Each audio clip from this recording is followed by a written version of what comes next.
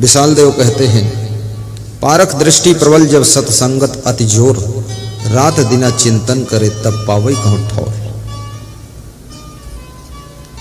ये चंचल मन हमेशा आपको कुसंगत के कुएं में गिराता है, लेकिन जब रोज नित खरसान लोह घुन छूटे, कबीर साहब कहते हैं, नित खरसान लोह घुन छूटे और नित की गोष्ठ माया मोह टूटे।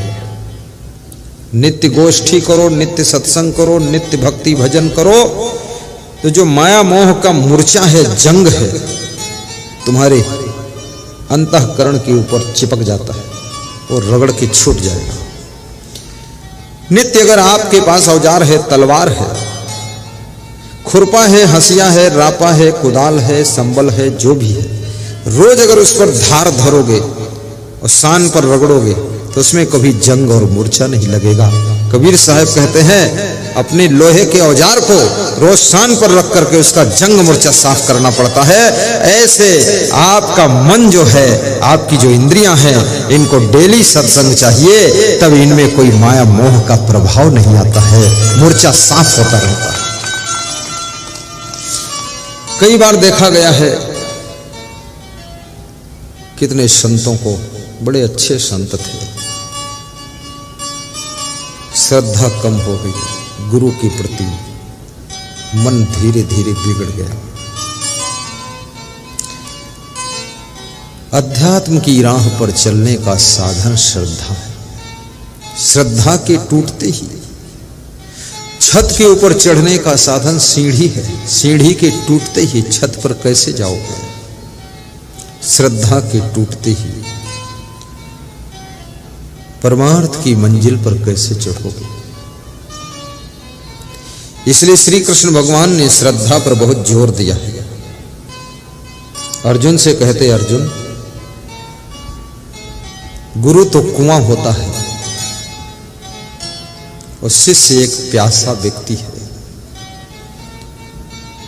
यदि शिष्य अपने श्रद्धा के पात्र को गुरु के कुआं में डुबाता है तो आशीर्वाद का जल, ज्ञान का जल, शांति का जल भर कर आ जाता है।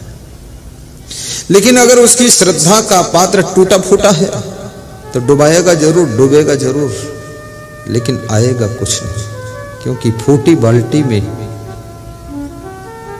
कभी पानी कुएं से भरकर ऊपर तक नहीं आता है। इसलिए श्रद्धा कंप्लीट होना चाहिए। श्रद्धा लभते ज्ञानम तत्परः संयतेन्द्रियः। श्रद्धावान को ही ज्ञान प्राप्त होता है। सूरदास ने 1.25 लाख पदों की रचना किया। व्यास जी ने लाखों श्लोक बनाए, लेकिन ये सब श्रद्धा की शक्ति से ही इतना ज्ञान प्रकट हुआ है। मीराबाई बहुत सारे भजन बनाती थी। श्रद्धा है। श्रद्धा नहीं होगी तो भजन नहीं बनेंगे, फिल्मी गीत बनेंगे, सैया बलमों के गीत, झुम झुमका गिरा रे राजिम की बाजार में, बस यही बनेगा।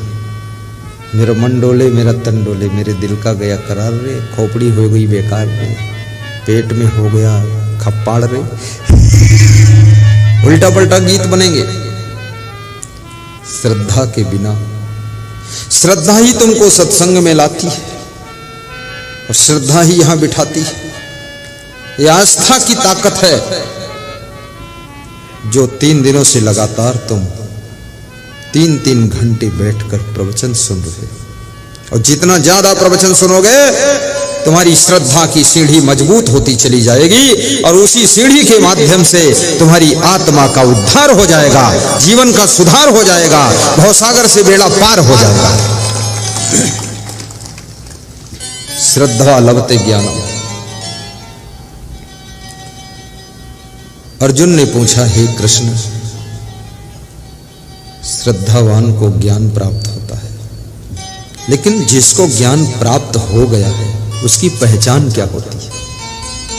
यहां बहुत लोग बैठे हैं, इनकी क्या पहचान है कि ज्ञान प्राप्त हो गया? सामूहिक रूप से देखने से लगता है कि सबको ज्ञान प्राप्त हो गया, लेकिन नहीं, ज्ञानी का लक्षण होता है क्या? तत्परः संयतेन्द्रिया। ज्ञानी कल्याण के लिए, धर्म के लिए, परमार्थ के लिए, धर्मार्थ के लिए, सेवार्थ के लिए तत्पर हो जाता है। जरा भी देर नहीं करता है कल्याण के पथ पर चलने में।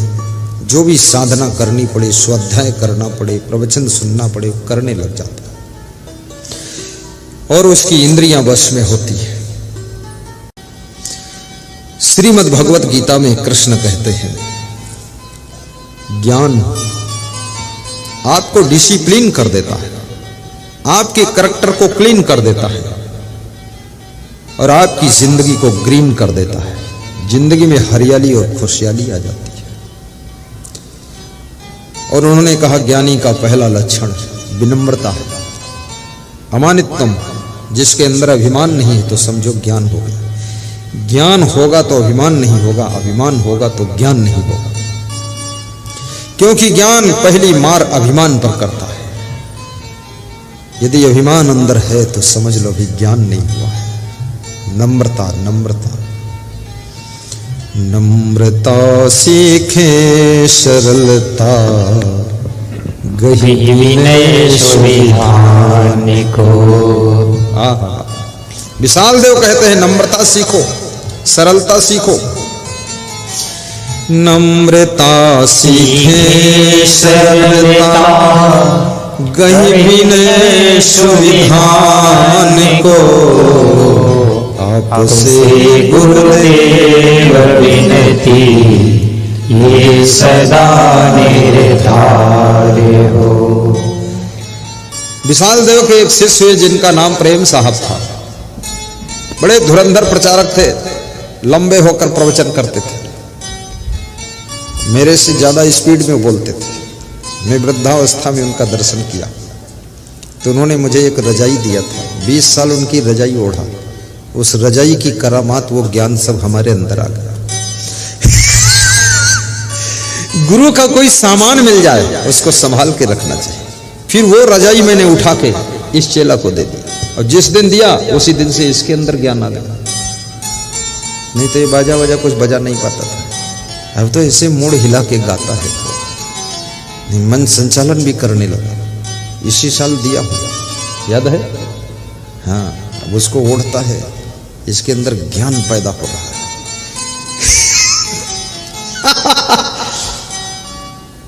महान पुरुषों की चीज को संभाल के रखना चाहिए। छोटे छोटे खड़ाऊ आते हैं चांदी जैसे और स्वर्ण कलर के। एक भक्त एक छोटी सी कटोरी लाया चांदी की, होगी 1000 रुपए की, और 1000 रुपए के खड़ाऊ चांदी के। तो इतने बड़े खड़ाऊ थे। बोला इनको पहनो, तो मैंने कहा ये तो मेरी अंगुली के बराबर नहीं। तो बोले इस पे चरण छुआ दो, स्पर्श कर दो। तो मैंने स्पर्श कर दिया। बोले अब इसकी मैं पूजा करूंगा, ये श्रद्धा को। एक भक्त ने मुझे चांदी के खड़ाऊ बना कर दिया। तो दूसरा भक्त मिला, बोला ये मुझको दे दो, मैं इसकी पूजा करूंगा। तो उसको दे दिया। तो उसने पैसे दिए कि और नया बनवा लेना। तो नया बनवाने के लिए मैं बोला, तो बोले पैसा भी तुम रख लो, नया अलग से हम बना कर देते, चांदी का ही देते।